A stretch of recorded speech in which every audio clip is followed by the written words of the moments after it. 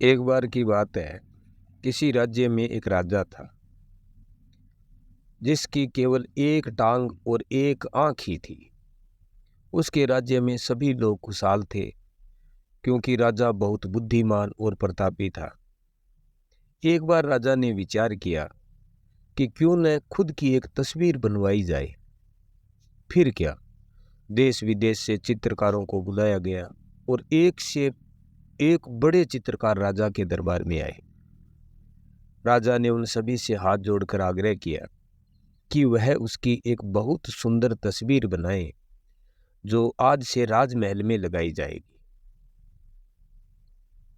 सारे चित्रकार सोचने लगे कि राजा तो पहले से ही विकलांग है, फिर उसकी तस्वीर को बहुत सुंदर कैसे बनाया जा सकता है।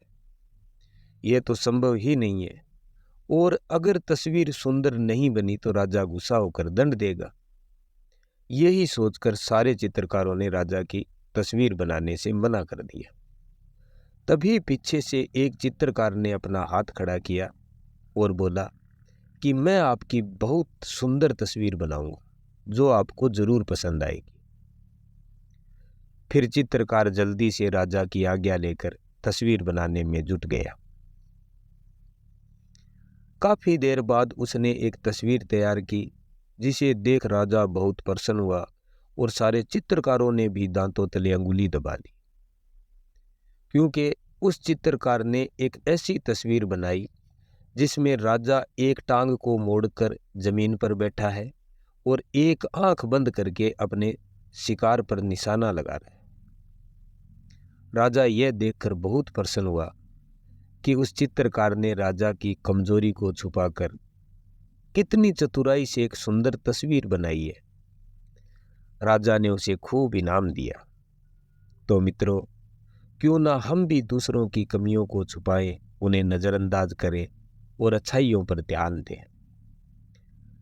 आजकल देखा जाता है कि लोग एक दूसरों की कमियां बहुत जल्दी ढूंढ लेते हैं, चाहे हम में खुद में कितनी भी बुराइयां हैं, लेकिन हम हमेशा दूसरों की बुराइयों पर ही ध्यान देते हैं कि अमुक आदमी ऐसा है, वह वैसा है।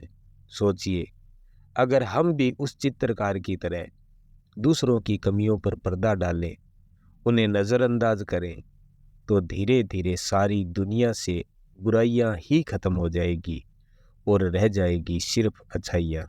इस कहानी से यह भी शिक्षा मिलती है कि हमें नकारात्मक परिस्थितियों में भी सकारात्मक सोचना चाहिए और किस तरह हमारी सकारात्मक सोच हमारी समस्याओं को हल करती है। धन्यवाद।